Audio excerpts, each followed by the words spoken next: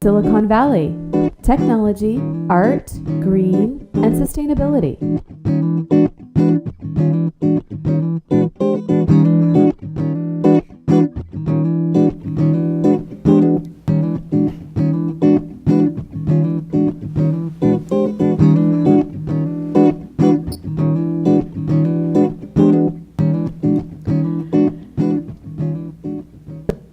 Hi, welcome to Silicon Valley Tech, Art, Green, and Sustainability.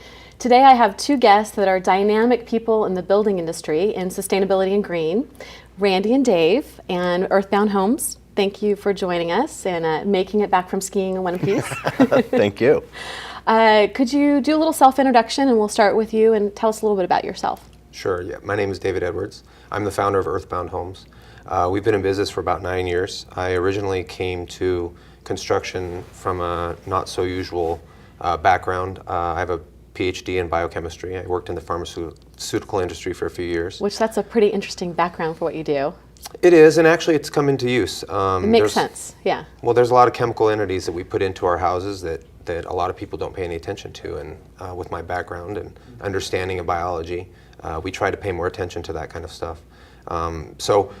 After I got out of the pharmaceutical industry, because I was bored stiff and frustrated with the politics, I decided to do something that I was really interested morally and philosophically doing. I'd been remodeling and building onto my homes for many years throughout graduate school, and decided I wanted to do that for a career. And so we started Earthbound Homes almost 10 years ago. And I got to visit your home the other day when I picked up some photo files, and it's beautiful. So I can't wait to get a tour. And Randy? Well, much like Dave, I come from a sort of circuitous route to this industry. I have an MBA and had a career as a management consultant prior to getting into this business, and have been into it for several years now. I absolutely love it. Both Dave and I are passionate about sustainability and nature, and are outdoorsmen. So it's sort of a natural. What business were you with your MBA before? So I actually was a management consultant. I helped Fortune 500 companies do strategic planning, and ended up with a resort development company and got into the development side of things and saw how development affected sustainability issues in the environments that we were working in and developing. And just out of interest got into the green building and what could be done to sort of make it more sustainable. Resort development, like vacation? Ski resorts and golf resorts. Oh, okay, so it all makes sense now. It was actually working in national forest areas and areas that were inherently sensitive. So Tahoe maybe?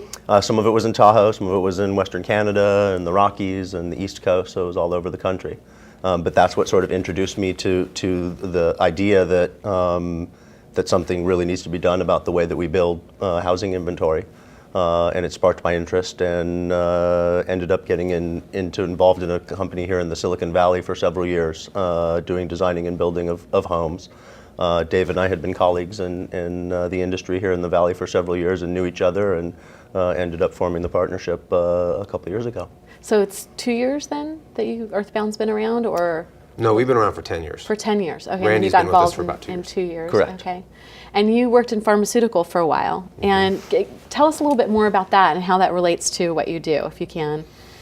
Well, originally I was trained as a cancer biologist. So my job was to look at the effects of chemicals and also the effects of certain proteins on cellular structure and cellular function. So causing cancerous tumors, causing fibroids, whatever. Right. Yeah. I mean, basically, chemicals have so many effects on cellular structures that we don't really know all of what they do, and which is incredibly applicable to what we do now, because there's an unknown number of chemicals that we introduce into our houses daily, but also during the construction process. And unless you're paying attention to that and reading the MSDSs for those materials before you put them into your house, it's almost impossible to get rid of that kind of stuff. So we pay attention to that stuff. What about older homes? So is there like a big red flag for the houses made in the 80s or the 70s, or is it pretty much a mixed bag? Well, there's good things and bad things about older homes. The good thing about older homes is that they've been around for so long that most of the chemical products that went into those houses that are volatile, meaning they evaporate into air and then could have a potential effect on the body in those homes, they're pretty much all gone. Those chemicals are all gone out of the house.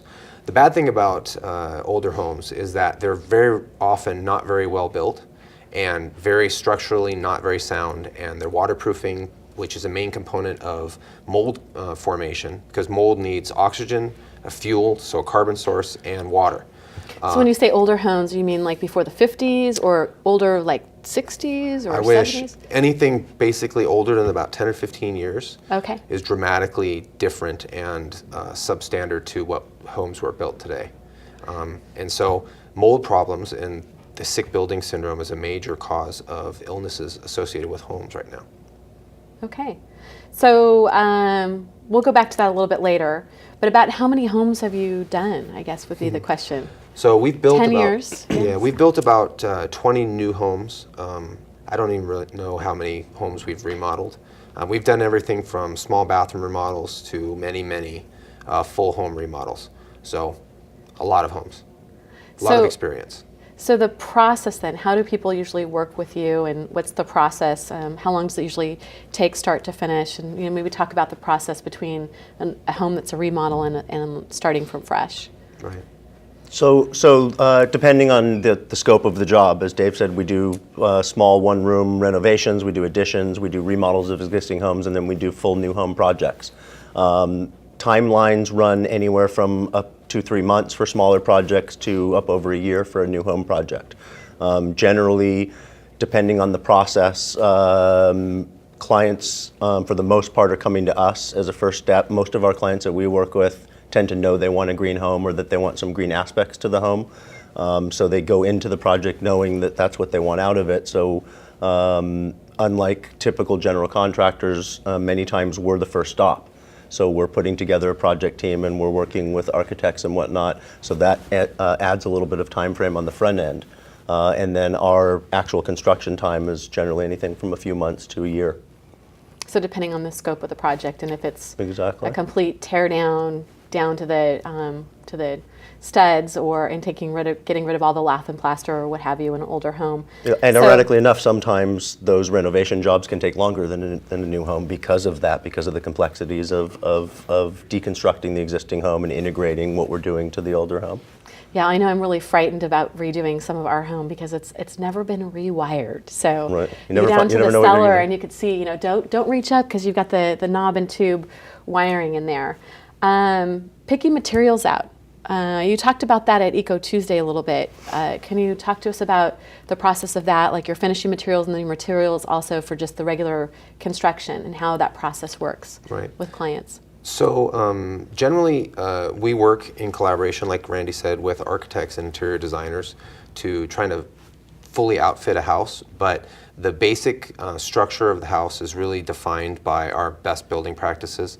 I do a lot of research, and a lot of that research goes into what's the best way to build a long-term, durable, waterproof home, and how do we do it cost effectively? Because unfortunately, most of the competitors that we bid against do not build green homes. So we have to bid against and compete with non-green building home builders. And so to do that competitively, we have to make sure that what we build is cost competitive. So we take best practices and we build with only FSC certified lumber, which is a sustainably harvested lumber. We build. Okay, repeat that term for everybody again, because there's the two terms that there's a little trick, right, that they try to do. You have the FSC. Right. FSC stands for Forest Stewardship Council. Right. And then there's another one, which is unfortunately sponsored by the paper and pulp industry, called SFI, which is Sustainable Forestry Initiative. And SFI really is kind of a industry word to try to take attention away from FSC. So SFI, they don't have any social requirements. SFI labeled material doesn't have to have trees that are from SFI labeled forests. They don't have anything about keeping ecosystems intact, anything about waterways. It's really... So FSC is what people are looking for. So yes, FSC, Forest Stewardship Council, is truly the only international and world-renowned and understood sustainable forestry kind of standard. And you try to use that with all of your projects? Yeah, all of our framing lumber is built with FSC certified lumber.